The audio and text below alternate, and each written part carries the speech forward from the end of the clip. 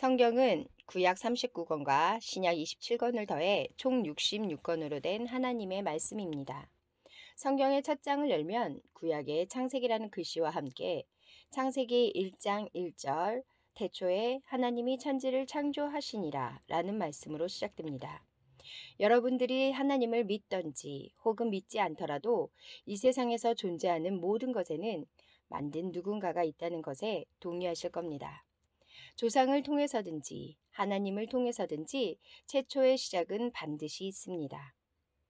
하나님을 믿는 사람들은 하나님께서 이 땅의 모든 천지 만물, 즉 자연과 생물, 남자와 여자, 모든 사람도 하나님께서 만드셨다고 믿습니다. 뿐만 아니라 하나님께서 사람을 흙으로 만드시고 생기를 그 코에 불어넣으면서 사람은 생명이 되었다고 성경은 증거합니다. 성경의 증거를 읽어보겠습니다. 창세기 2장 7절입니다. 여호와 하나님이 땅의 흙으로 사람을 지으시고 생기를 그 코에 불어넣으시니 사람이 생명이 되니라. 아멘. 우리가 무엇을 만들 때는 그것에 대한 목적이 있습니다. 그렇다면 하나님이 우리 인간을 창조하신 이유가 무엇일까요? 성경을 한 구절 더 살펴보겠습니다. 하나님이 자기 형상, 곧 하나님의 형상대로 사람을 창조하시되 남자와 여자를 창조하시고. 아멘. 창세기 1장 27절 말씀에 의하면 하나님께서는 자기 형상대로 사람을 창조하셨다고 말씀하는데요. 이처럼 사람을 창조하신 목적은 하나님의 형상대로 지으셔서 사람과 친밀하고도 가까운 사랑의 교제를 나누기 위해서입니다. 그런데 사람들은 하나님께서 창조하신 목적대로 하나님과 교제를 나누며 살고 있나요?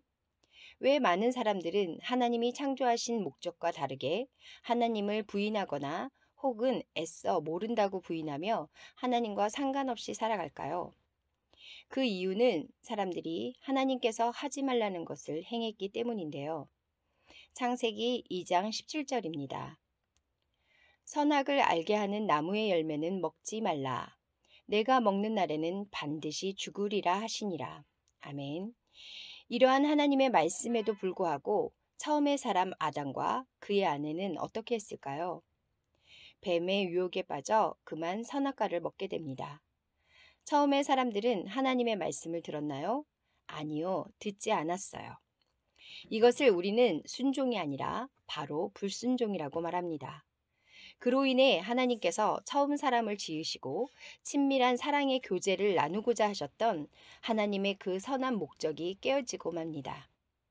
그리고 이 불순종을 성경에서는 죄라고 말씀합니다. 성경 이사야에서는 이러한 불순종 죄에 대해 설명하고 있는데요.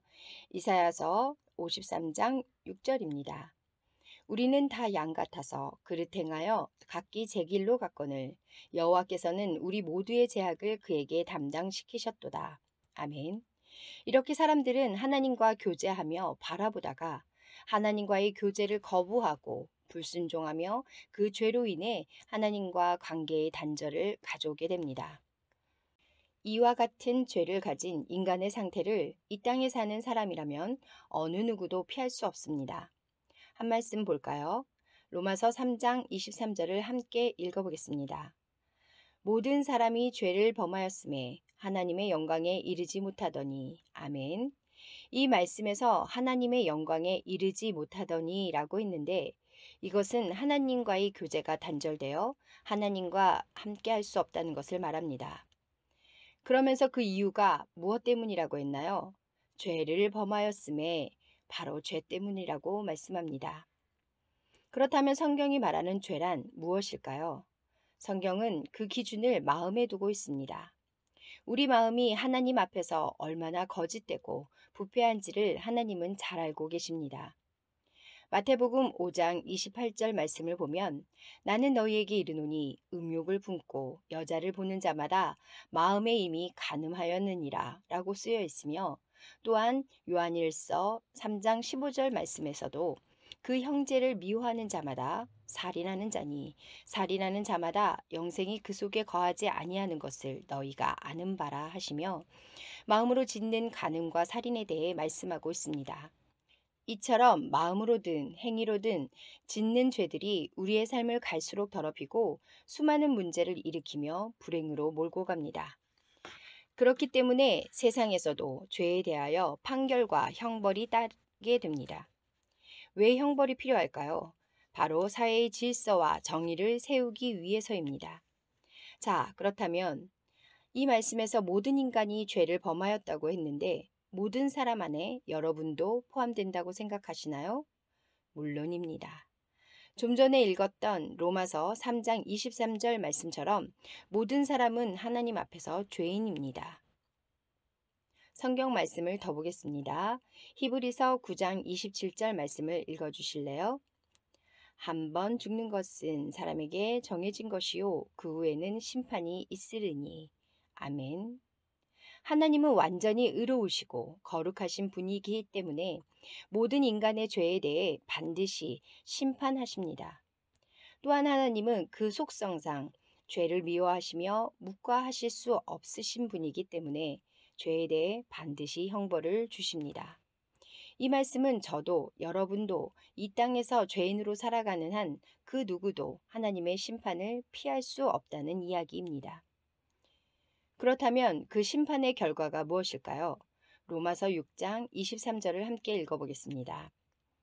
죄의 싹은 사망이요 하나님의 은사는 그리스도 예수 우리 주 안에 있는 영생이니라. 아멘. 성경은 죄로 인한 심판의 결과가 무엇이라고 말하나요? 바로 사망입니다. 사망은 분리, 곧 하나님으로부터 분리되어 지옥에서 영원히 고통당하게 됩니다. 이것을 성경은 둘째 사망이라고 말씀하시는데요.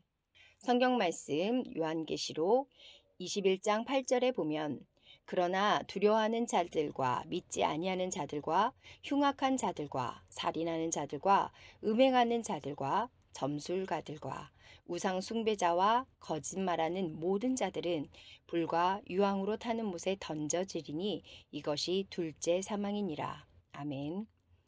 불과 유황에 타는 못에 던져지리니 이것이 둘째 사망이라고 말씀하고 있습니다. 그만큼 죄가 심각하고 무서운 것이라고 말할 수 있습니다. 이러한 심각한 문제를 저와 여러분과 같은 사람이 스스로 해결하실 수 있나요?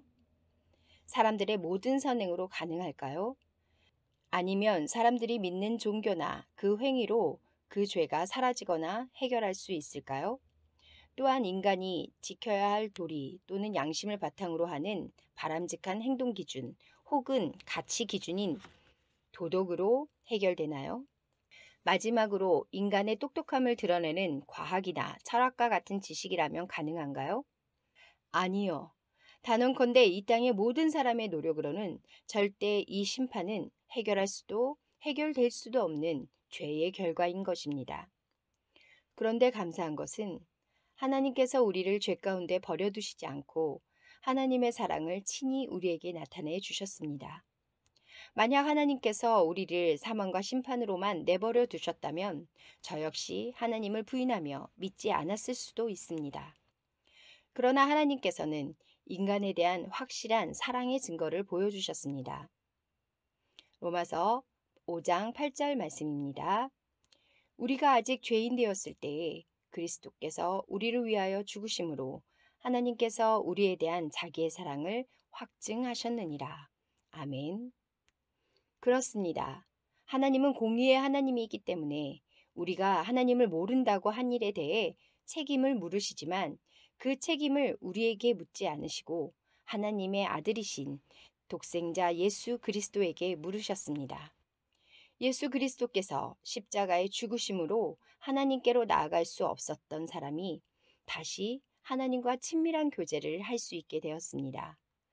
어떠한 형식이나 사람을 통해서가 아닌 죄인이었던 내가 이제는 직접 하나님께 나아가 하나님과 소통과 사귐을 하게 되었지요.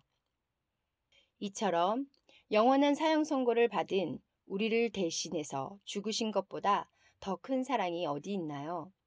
성경 말씀 더 보겠습니다. 베드로전서 3장 18절을 함께 읽어볼까요? 그리스도께서도 단번에 죄를 위하여 죽으사 의인으로서 불의한 자를 대신하였으니 이는 우리를 하나님 앞으로 인도하려 하심이라. 육체로는 죽임을 당하시고 영으로는 살리심을 받으셨으니. 아멘. 이 말씀에 의하면 누가 죽었나요? 예수 그리스도이십니다. 그렇다면 예수 그리스도는 무엇을 위해 죽었나요? 또한 의인으로서 불의한 자를 대신하셨다라고 했는데요. 의인은 누구이고 불의한 자는 누구일까요? 의인은 죄가 없으신 예수님이시고 불의한 자는 바로 인간인 나입니다. 대신하셨다고 했는데 무엇을 대신하신 건가요? 죄로 인한 결과들이죠. 심판과 사망. 왜 그렇게 하셨나요? 이는 우리를 하나님 앞으로 인도하려 하심이라. 아멘. 예수님께서 십자가에서 죽으심으로 우리가 하나님께 나아갈 수 있도록 생명에 이르는 다리가 되어 주신 겁니다. 그럼 저와 여러분, 즉 사람은 어떻게 하면 되나요? 누구나 예수님의 십자가 다리를 건너기만 하면 됩니다. 예수님을 통해 하나님께로 가게 되면 삶과 죽음이 변화됨을 성경은 증거합니다. 요한복음 5장 24절입니다. 내가 진실로 진실로 너희에게 이르노니 내 말을 듣고 또 나 보내신 이를 믿는 자는 영생을 얻었고 심판에 이르지 아니하나니 사망에서 생명으로 옮겼느니라. 아멘. 영생, 심판받지 아니하고 생명입니다. 왼쪽과 대조해 보면 완전히 반대죠. 이 말씀에서 어떻게 하면 하나님께로 건너가 이러한 결과들을 얻을 수 있나요? 두 가지입니다. 듣고 믿음으로. 여러분은 이렇게 보고 듣고 있으니 이제 믿기만 하면 됩니다. 그렇다면 구원 얻는 믿음이란 무엇일까요? 요한복음 1장 12절을 읽어보겠습니다. 영접하는 자, 곧 그 이름을 믿는 자들에게는 하나님의 자녀가 되는 권세를 주셨으니. 아멘. 이 말씀에서 그 이름을 믿는 자를 누구라 하나요? 맞습니다. 곧이라는 말은 같다라는 말이기 때문에 영접하는 자입니다. 자, 이제 믿음이 영접과 같은 말임을 알았습니다. 영접이라는 말은 다시 말해서 내 마음속에 예수님을 모셔드리는 것입니다. 예수님을 영접하는 것에 대해 잘 설명해 놓은 성경 구절이 있습니다. 요한계시록 3장 20절을 함께 보겠습니다. 볼지어다 내가 문 밖에 서서 두드리노니 누구든지 내 음성을 듣고 문을 열면 내가 그에게로 들어가 그와 더불어 먹고 그는 나와 더불어 먹으리라. 아멘. 예수님께서 당신 마음 문 밖에서 무엇을 하고 계신다고 말씀하시나요? 예수님께서는 문을 두드리시면서 여러분의 마음속에 들어가기를 간절히 원하십니다. 이제 여러분이 하실 일이 있습니다. 그 할 일이 무엇일까요? 바로 여러분의 마음 문을 활짝 열고 예수님을 여러분의 구주로 모셔드리는 것입니다. 그러할 때 예수님께서는 여러분의 마음에 들어가셔서 들어오시고 더불어 먹으시며 친근한 교제를 통해 죄로 인해 끊어졌던 하나님과의 관계가 회복될 것이라고 약속하십니다. 자, 이제 여러분은 복음의 말씀을 보고 들으셨습니다. 여러분은 선택하셔야 할 때입니다.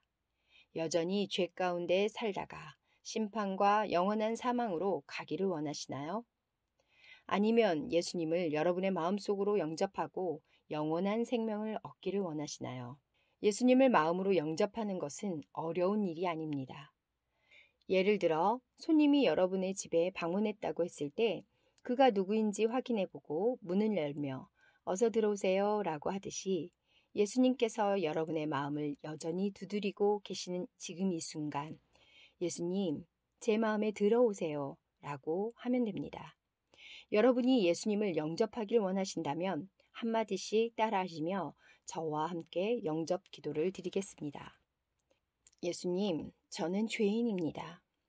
저의 죄 때문에 예수님께서 십자가에서 죽으시고 저의 죄가 해결되었다는 것을 증명하시기 위하여 부활하신 것을 믿고 감사드립니다.